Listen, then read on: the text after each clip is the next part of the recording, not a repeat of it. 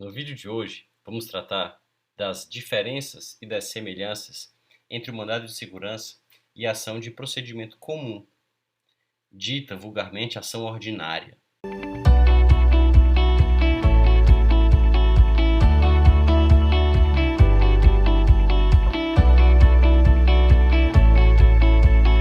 O mandado de segurança ele pode ser usado em matéria tributária, no âmbito do processo judicial tributário, assim como pode ser usada a ação de procedimento comum. Em qualquer situação, ela pode ser utilizada. O que acontece é que o mandado de segurança tem um rito específico. O mandado de segurança é regido por uma lei própria, a Lei 2016, 2009. E o mandado de segurança, exatamente por ter um rito próprio e ser regido por uma lei específica, com aplicação subsidiária do CPC, ele tem requisitos adicionais aos requisitos exigidos para o manejo de uma ação de procedimento comum, de ação ordinária. Nós poderíamos dizer que o mandado de segurança é como que uma porta mais estreita e a ação de procedimento comum é uma porta mais larga. Tudo o que passa na porta mais estreita do mandado de segurança pode passar na porta mais larga da ação de procedimento comum, mas não necessariamente o contrário. Então, digamos que existe um lançamento tributário feito contra determinado contribuinte e esse contribuinte deseja impugnar esse lançamento judicialmente, questionar a validade do lançamento no âmbito judicial. Ele pode fazê-lo por intermédio de um mandado de segurança, caso estejam atendidos os demais requisitos necessários para o uso dessa ação, ou ele pode fazê-lo com o uso de uma ação de procedimento comum, que nesse caso vai ser chamada ação anulatória de débito fiscal, ação anulatória de lançamento tributário.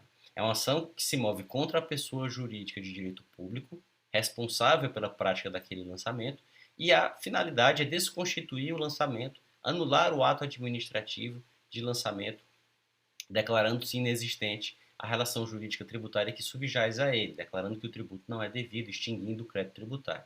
Então, tanto o mandado de segurança como a ação ordinária, anulatória, podem ser usados para atacar um ato administrativo já praticado, assim como o mandado de segurança preventivo e a ação declaratória podem servir para prevenir uma lesão a um direito do cidadão futura. O cidadão tem o justo receio de que vai sofrer uma ilegalidade, ele pode mover uma ação declaratória da inexistência de relação jurídica que autorize a prática daquele ato que ele tem um medo, o receio de acontecer, ou ele pode mover um mandado de segurança preventivo. Então, o mandado de segurança preventivo está para a ação declaratória, assim como o mandado de segurança repressivo está para a ação anulatória. E o que diferenciará um do outro? O que deve ser verificado pelo advogado na hora de decidir qual dessas ferramentas utilizar? Isso pode ser útil, inclusive, para quem for fazer exame de segunda fase da OAB em matéria tributária, ou para quem está advogando já e às vezes se põe em situações em que fica na dúvida sobre qual desses dois instrumentos utilizar. O primeiro ponto que deve ser lembrado é o de que o mandado de segurança ele não comporta dilação probatória. O mandado de segurança pressupõe a existência de um direito líquido e certo. Direito líquido e certo não é aquele direito claro, aquele direito que está na cara, como se diz às vezes, com muita impropriedade. Essa explicação do que seria direito líquido e certo é uma explicação que mais confunde do que esclarece e pode levar a equívocos muito graves. Quando se fala de direito líquido e certo, se está falando do direito subjetivo, o direito de alguém. A palavra direito ela tem mais de um significado e no português ela tem mais significados ainda.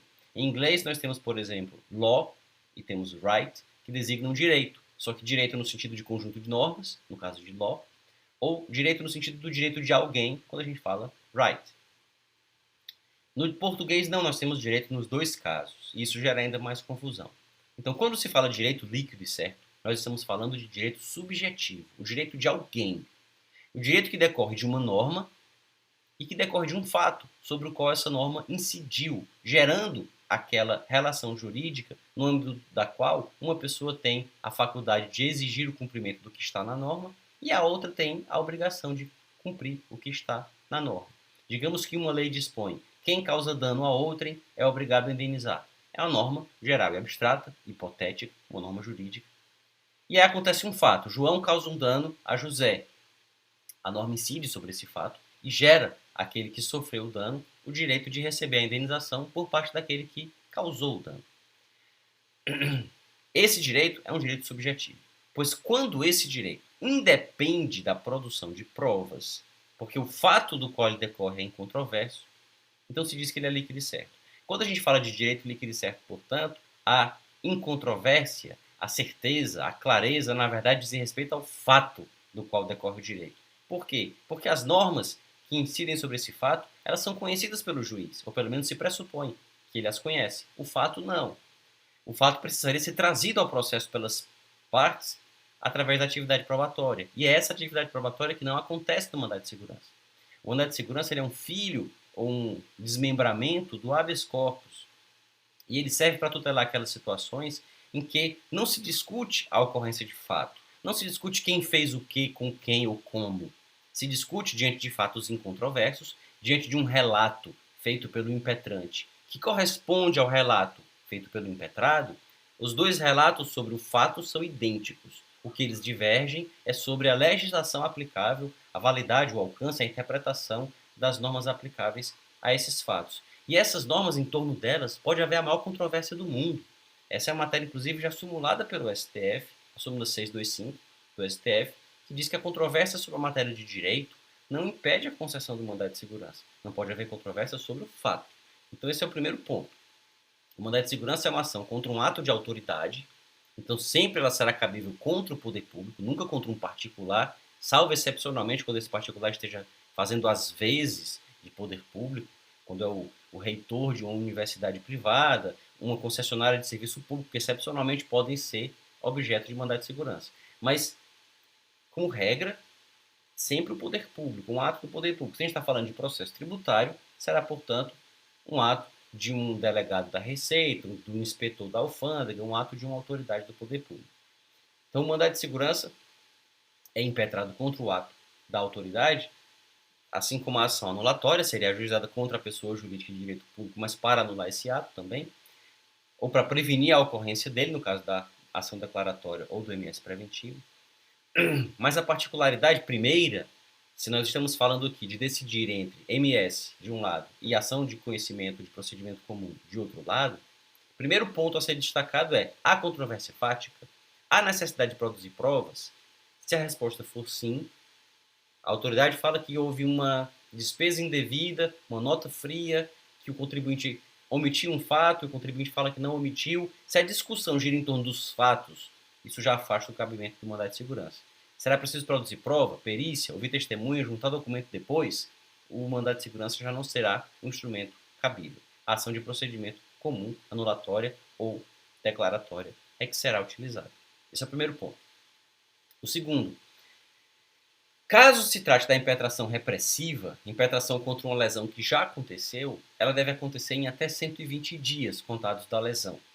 E caso não se trate, não se tenha mais esse prazo, já há mais de 120 dias que o ato lesivo foi praticado, isso também afasta o cabimento do MS. O MS já não será cabível porque lesado o direito a mais de 120 dias. Se se tratar de mandado de segurança preventivo, não se cogita de prazo, porque o prazo se conta da lesão, e se o mandado de segurança preventivo ele antecede a lesão, não há prazo ainda, naturalmente.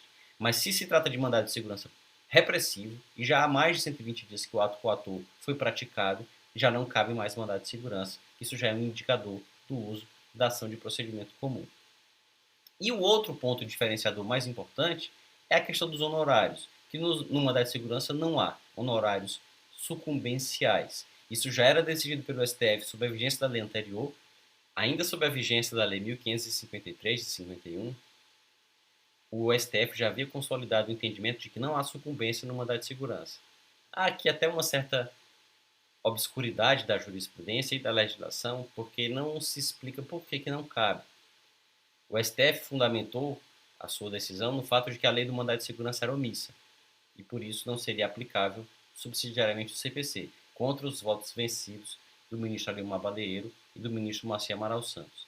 Depois, quando se fez uma lei nova, se explicitou que não há sucumbência no mandado de segurança, e na exposição de motivos se disse que é porque a jurisprudência já havia decidido assim. Só que a jurisprudência decidiu por falta de lei. A lei agora justificou a sua falta na jurisprudência, que justificou-se na falta da lei, e portanto é uma justificativa circular que não dá justificativa nenhuma. Mas o que importa é que, por expressa disposição de lei hoje, não há sucumbência no mandado de segurança. E esse é um ponto também que a parte deve levar em conta quando vai impetrá-lo. Se ela deseja receber sucumbência, o mandado de segurança não será um instrumento cabível. Se ela receia ter que pagar a sucumbência, porque a questão é talvez controvertida, ela pode optar pelo mandado de segurança pelo fato de ele eximi-la desse ônus. Então esses são os principais pontos, além de existirem vários outros, mas esses são os pontos mais importantes. Os outros aspectos são aspectos acidentais ou decorrentes. Não haver controvérsia fática, estar-se a menos de 120 dias da lesão, se a impetração for repressiva, e haver a necessidade ou o receio da sucumbência, é que são os aspectos que serão decisivos na escolha entre o MS e uma ação de procedimento comum. Mas há outros aspectos estratégicos que devem ser levados em conta. O mandado de segurança ele é impetrado, embora o polo passivo da relação processual seja ocupado pela pessoa jurídica de direito público, a União, o Estado, o município, a autarquia que tiver praticado o ato, enfim, num primeiro momento, quem comparece aos autos para defender o ato é a própria autoridade, tanto que o mandado de segurança é impetrado contra ato da autoridade tal, ato do ilustríssimo senhor delegado da Receita Federal, ato do ilustríssimo senhor inspetor da alfândega do porto tal, por exemplo. Então, ato do ilustríssimo senhor chefe da coordenação do posto fiscal tal. Então, o mandado de segurança é impetrado contra um ato da autoridade. E a autoridade é que prestará informações em 10 dias no primeiro momento da impetração. Depois, para dar ao procedimento uma maior celeridade.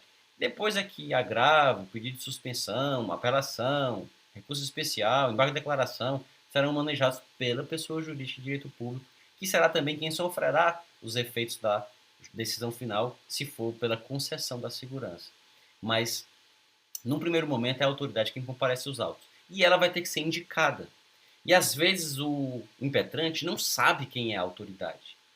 Ele vai tentar descobrir quem praticou a ilegalidade contra ele. Se fala que foi, por exemplo, o sistema que praticou a ilegalidade, e ele não sabe contra quem dirigir a impetração. E isso pode levar à extinção do mandado de segurança sem julgamento de mérito por um juiz muito formalista que se preocupa mais em criar do que em resolver problemas e diz que o contribuinte indicou a autoridade errada ao impetrar o mandado de segurança e com isso extingue o processo, profere mais uma sentença, ganha mais uma estatística na sua produtividade e não resolve o problema. E aí, com medo de juízes assim, que não são tão raros, o autor da ação às vezes pode preferir entrar com ação de procedimento comum, anulatória, que ele entra com ação contra a União, contra o Estado, contra o município, e não tem a preocupação de indicar a autoridade. Uma decorrência disso também é o fato de que o mandado de segurança deve ser impetrado no local onde a autoridade exerce as suas funções. E esse local pode ser um local que é inconveniente para o impetrante ir até lá impetrar o mandado de segurança. Com o processo eletrônico, essa inconveniência se torna menor. No tempo do processo físico, que ele tinha que ir até aquele local para impetrar o mandado de segurança, esse inconveniente era maior. E às vezes fazia com que a pessoa optasse pela ação ordinária de procedimento comum e impetrasse ou ajuizasse essa ação na capital do Estado ou no local em que ela se encontrava, dependendo da entidade, se fosse contra a União, no local onde ela se encontrava, se tivesse Justiça Federal ali, sem ter que ir até o local em que a autoridade exerce as suas funções. É um outro ponto também que deve ser levado em conta quando da impetração do mandado de segurança ou do uso de uma ação de procedimento comum, declaratória ou anulatória. Existem muitos outros aspectos, essa ação é riquíssima, eu recomendo a quem tiver interesse no assunto se iniciar no estudo dele no meu livro, Processo Tributário. Há itens que tratam desse assunto, ele vai aparecer aqui no vídeo, mas há várias outras obras que tratam desse assunto. Há um clássico, que é o Mandado de Segurança em Matéria Tributária, do professor Ludwig Machado Pai, também está colocado aqui, vou colocar um link para ele na descrição do vídeo. E há várias outras obras, como o curso de Direito Processual Tributário do professor James Marins, A Fazenda Pública em Juízo, do professor Leonardo José Carneiro da Cunha, são obras aqui que deixo, sem prejuízo de várias outras. Hoje há uma fartíssima literatura sobre esse assunto, mas essas que indiquei são talvez um bom ponto de partida. Se tiver gostado desse vídeo, não se esqueça de curti-lo, de deixar aqui nos comentários o que queria ver tratado em outros vídeos e de se inscrever no canal se já não tiver feito isso, para acompanhar os próximos. E não se esqueça de encaminhar esse vídeo para algum amigo seu, amiga sua, que esteja estudando esse assunto, seja por estar iniciando a advocacia, por estar se preparando para o exame de ordem e pode ter interesse nesse assunto. Até um próximo vídeo.